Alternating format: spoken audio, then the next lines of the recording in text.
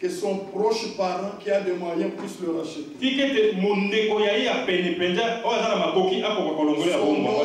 Son cousin, son neveu, s'il a des moyens, qu'il puisse payer le racheter. Mais quand Adam s'est vendu à Satan par la désobéissance, il n'avait jamais d'oncle.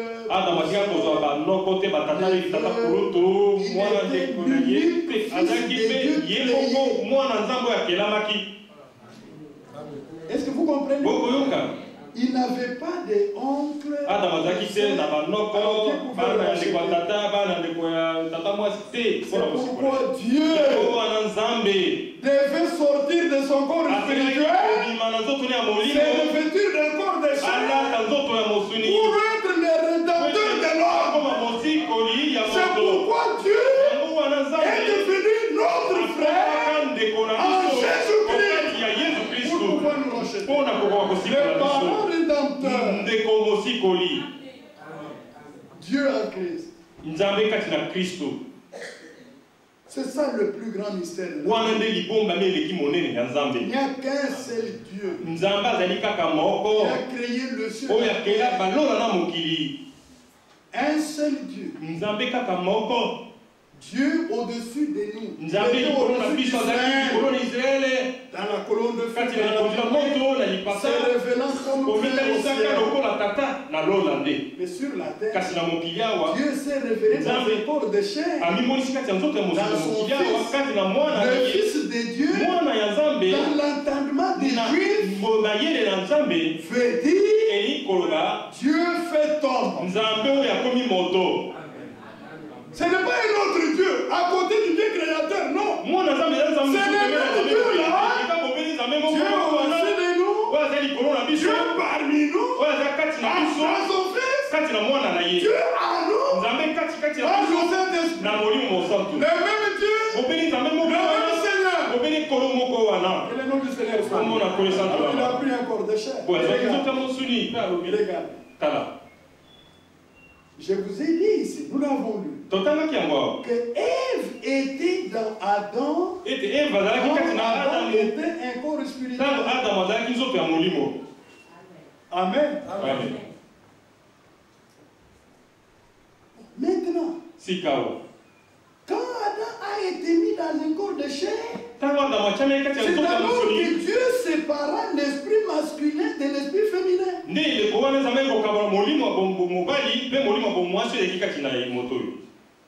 Une fois à Johannesburg, je parlais au médecin qui était là. Dans cette assemblée, il y avait un chirurgien, un très bon chirurgien. Il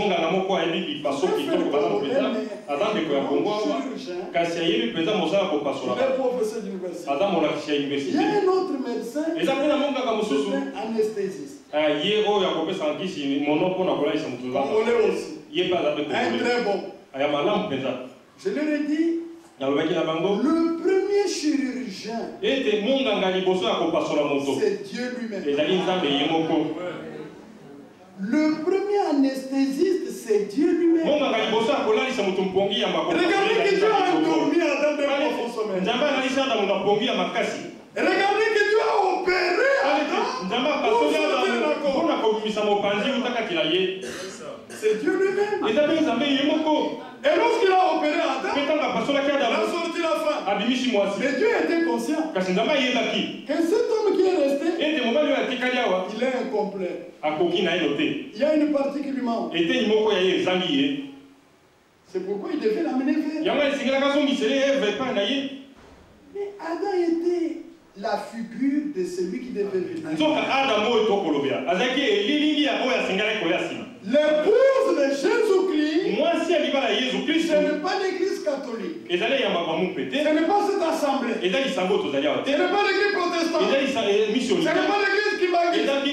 Ce n'est pas les groupes de prière. Ce n'est pas l'église de la fête. L'épouse de Jésus-Christ, c'est l'ensemble des hommes et des femmes nés de nouveau et baptisé du Saint-Esprit qui marche dans la famille. C'est de ça qu'il s'agit. Mais cette église était en Christ quand Christ était encore dans les corps spirituels. Amen. Mais pour que cette église sorte de Christ, il fallait que Christ prenne un corps de chair. Le corps de chair que Christ a pris, c'est Jésus.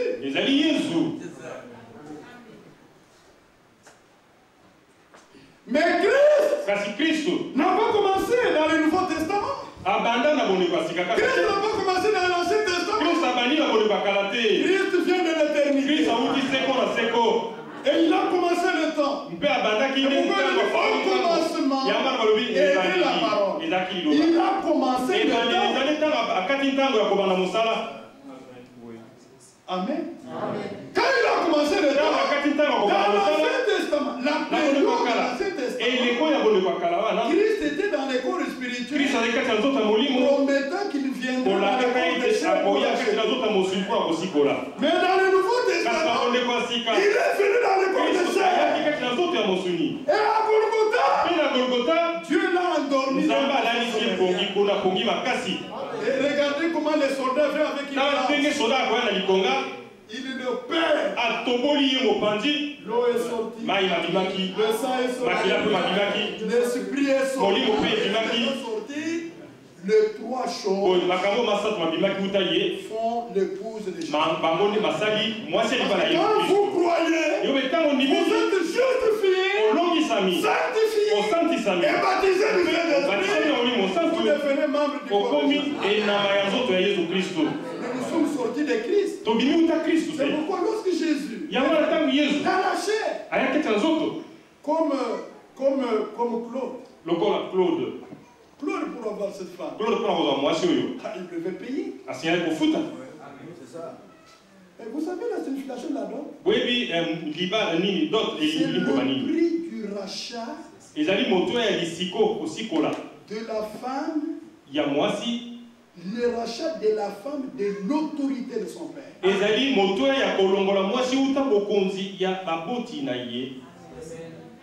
Amen. Et il fallait. Alors, le jour où il est venu, il m'a dit, mon frère, tout a été fait. Oh là là. Que Dieu soit loué. Il a payé.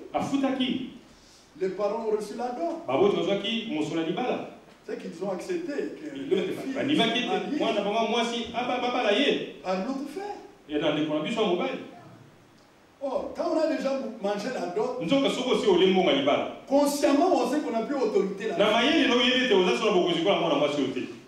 Oui, c'est biblique. Regardez dans le livre de Genèse. C'est biblique. Genèse.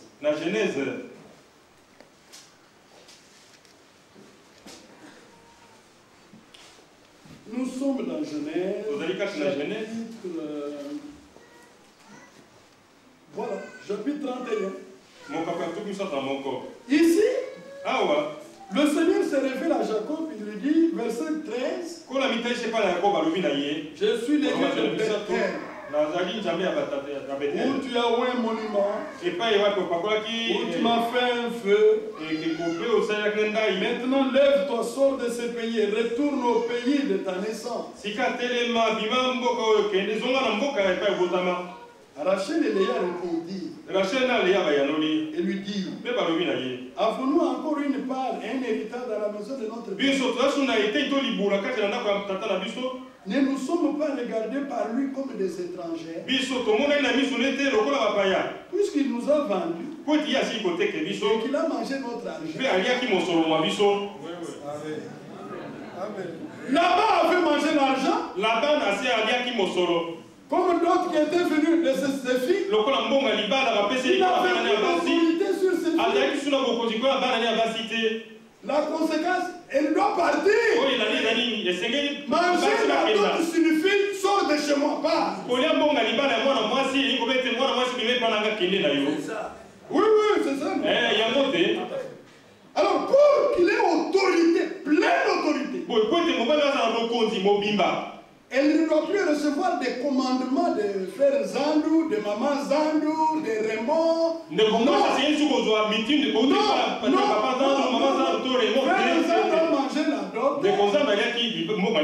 C'est lui qui a pleine autorité sur elle.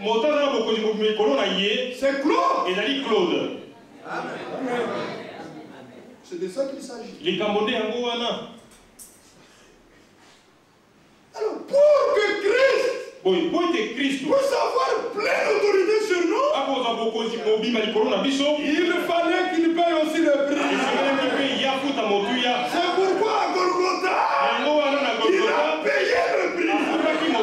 Le sang a coulé. La vie qui était en lui est sortie. Ce qui fait que celui qui croit en Jésus, que Dieu était en Christ, et réconcilie le monde avec nous-mêmes.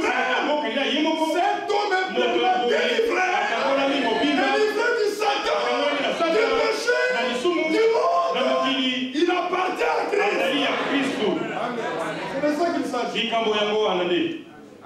C'est parce qu'il nous a rachetés. Il a pleine autorité sur nous. Il peut habiter en nous sous forme du Saint-Esprit. Parce que c'est sa demeure. L'église de Christ, nous sommes son champ. Nous sommes sa maison. Une femme, dans la prophétie, typifie une église. Si l'église est le champ de Christ, la femme est le champ. L'homme doit apporter sa semence pour se reproduire. Christ aussi, pour avoir des fils et des fils,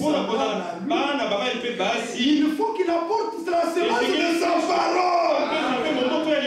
Pas la parole de l'église, pas la parole du pasteur, mais la parole de Dieu. C'est de ça qu'il s'agit. Ici, dans ce tabernacle, la parole du pasteur n'a pas autorité sur le peuple. C'est la parole de Dieu qui a autorité. Pourquoi nous enseignons nos frères? Si un prédicateur dit quelque chose qui n'est pas selon la vérité de la Bible, il est de côté. Vous ne péchez pas contre lui. Au contraire, vous glorifiez Dieu. Comment on glorifie Dieu? On annonce ce qui vient de Christ. Oui, mais c'est dans Jean que Jésus a dit ça, non? Jean 16. N'est-ce pas? Verset 14. Le Saint-Esprit m'est glorifié parce qu'il prendra de ce qui est à moi et vous l'annoncera.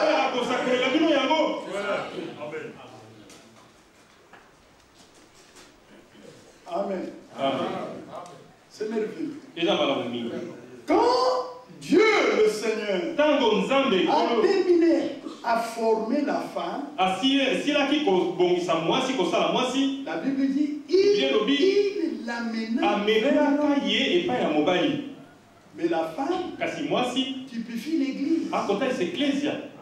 Quand Christ, Amen. Quand l'épouse de Christ sera complètement formée, Dieu forme cette église par la parole de vérité. Et nous voulons vous dire que dans ce temps de la fin, Dieu avait promis d'envoyer un prophète. Regardez, avant la première venue de Christ, Dieu a envoyé avec un message de préparation. Préparer le chemin du Seigneur. Mais dans le plan de Dieu, avant le retour du Seigneur, Dieu devait aussi envoyer un prophète avec un message. Le message de restauration, le message de l'appel à sortir, le message de réveil. Et dans cet art, Dieu a envoyé un prophète. Ce prophète puissant, il a prêché la Bible selon la révélation de l'Esprit. Mais il y a des gens qui adorent Branham, ils sont en erreur. Ils sont égarés. Il y a un qu'il faut adorer. C'est le Seigneur Dieu. On ne doit pas adorer Branham. Branham était un homme envoyé. Et c'est lui qui l'a envoyé n'est pas plus grand que celui qui l'a envoyé. Je suis arrivé à Goma il y a quelques années. J'ai vu un homme, j'étais reçu dans une famille, le pasteur d'une assemblée. Il y avait un repas, bien.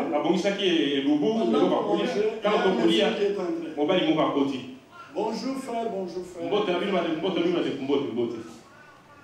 Ça va, oui. Vous venez, je viens de Bukavu. Il entre, on l'invite à table. Un frère a-t-il mon dit, tu vois ce frère? Il prêche que Jésus n'a pas achevé l'œuvre du salut. C'est pourquoi Branham est venu pour achever l'œuvre que Jésus n'a pas achevée. Il baptise au nom de Branham. Je dis alors, pourquoi vous l'avez appelé frère? Il n'est pas frère. Les chrétiens bibliques ne pouvaient pas appeler de tels gens frères. Branham est né par le sexe. Il était pécheur comme nous tous. Mais Dieu lui a fait grâce. Il lui a donné un ministère. Un grand ministère. Depuis le temps des apôtres, depuis le temps de Jésus, il n'y a jamais eu un ministère agissant dans la puissance de Dieu comme le ministère de Frère. Il n'y a jamais eu.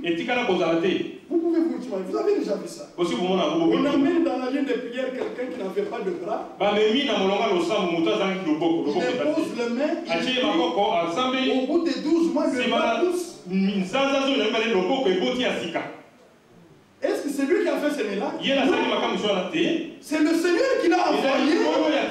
Il a fait le miracle. Mais ne regardez pas l'homme que Dieu utilise. L'homme, c'était l'homme. Il est un panneau indicateur. Dans nos routes ici, quand il y a quelque chose, vous devez suivre. Tous les hommes de Dieu doivent indiquer Jésus-Christ. Est-ce que vous comprenez ça? Mais alors, je dis, pourquoi vous l'avez appelé frère? Il n'est pas notre frère. Il est un homme ensorcelé. Branham est né par le sexe. Il a été sauvé par le sang de Jésus-Christ. Pourquoi le sang de Jésus pouvait-il le sauver? Mais parce que Jésus n'est pas né par le sexe. N'étant pas né par le sexe, il n'a pas pris part à la nature de Jésus.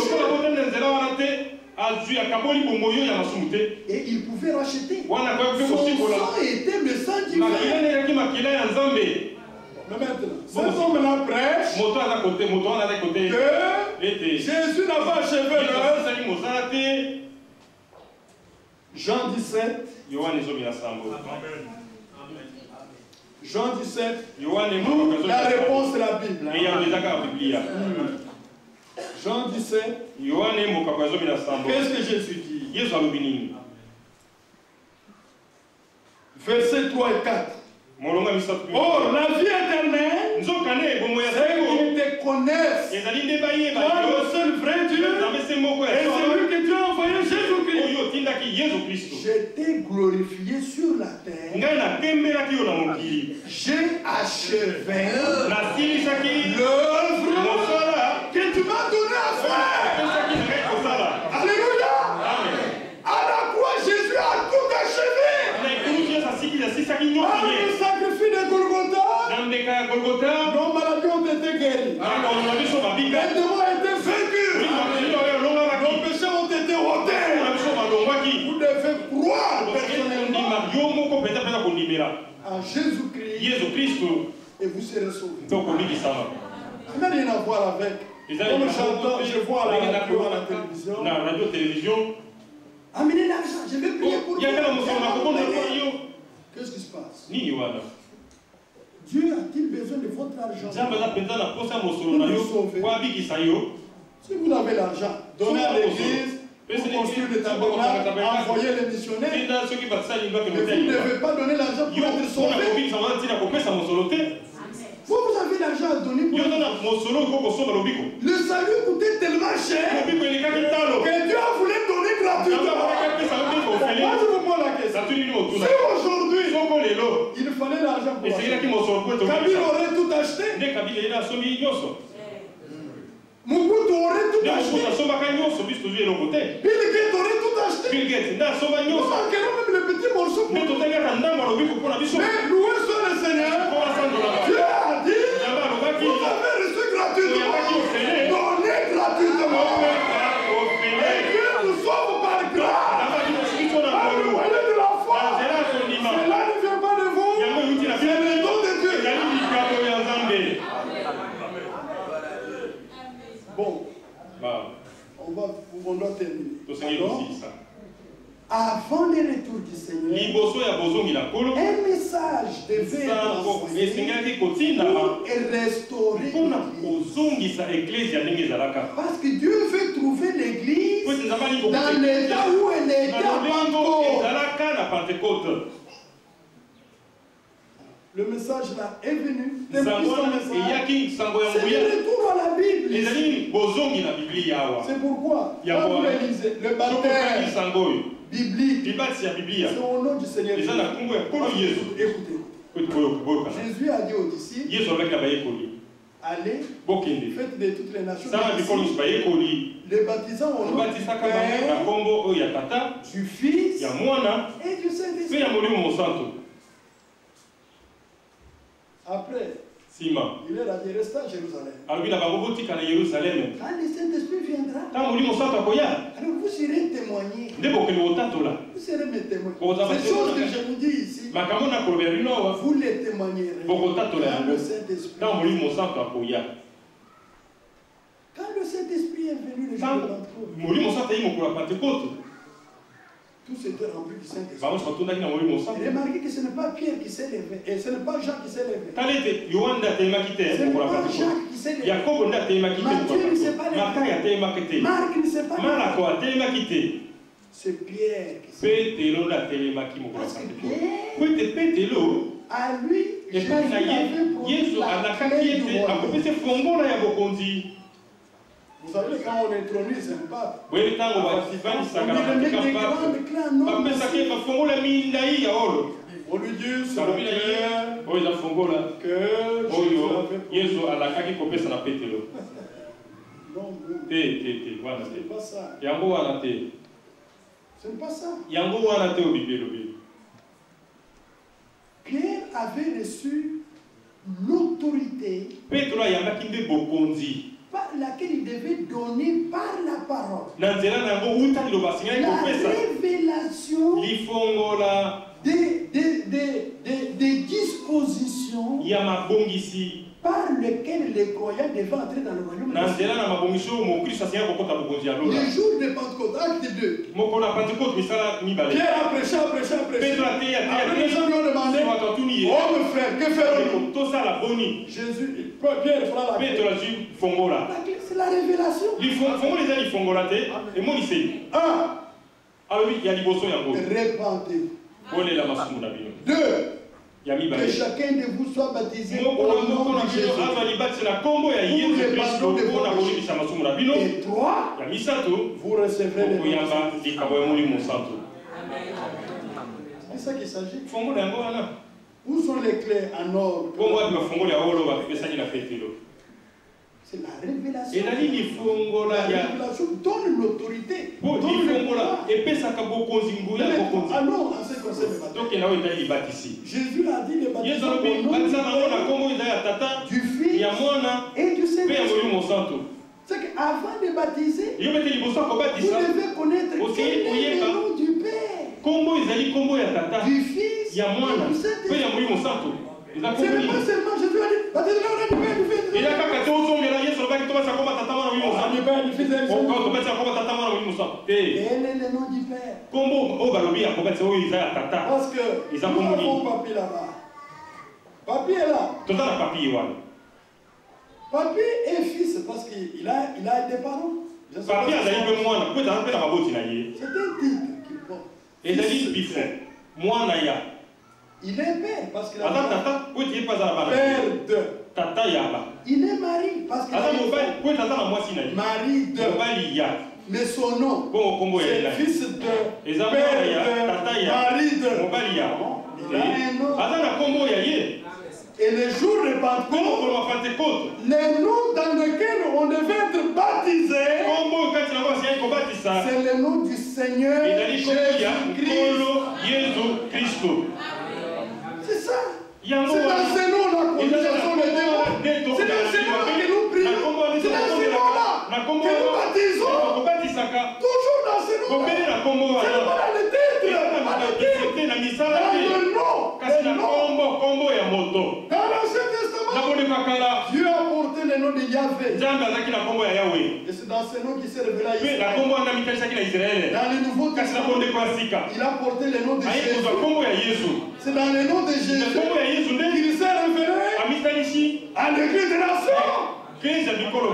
Et Père, Seigneur, Fils, Jésus, Saint-Esprit, Christ, Seigneur, Jésus-Christ. C'est ça le nom. Quiconque invoquera le nom de Jésus. Si vous invoquez mon nom, Dieu vous écoutera. Si vous écoutez le nom de Branham, Dieu ne vous écoutera pas. Si vous invoquez le nom de Paul, de Moïse, Dieu ne vous écoutera. Même le nom de Gabriel, même de Marie, Dieu n'a rien à voir avec ça. Parce qu'il a donné à l'humanité un seul nom par lequel vous devez être sauvés. C'est le nom de Jésus-Christ. Je vais vous le lire. On est à la fin. On est à la fin. Il reste des petits conseils. Mais si vous voulez continuer à entendre ces choses, revenez. C'est ça qu'ici, c'est le salut de votre âme. Ça, c'est le salut.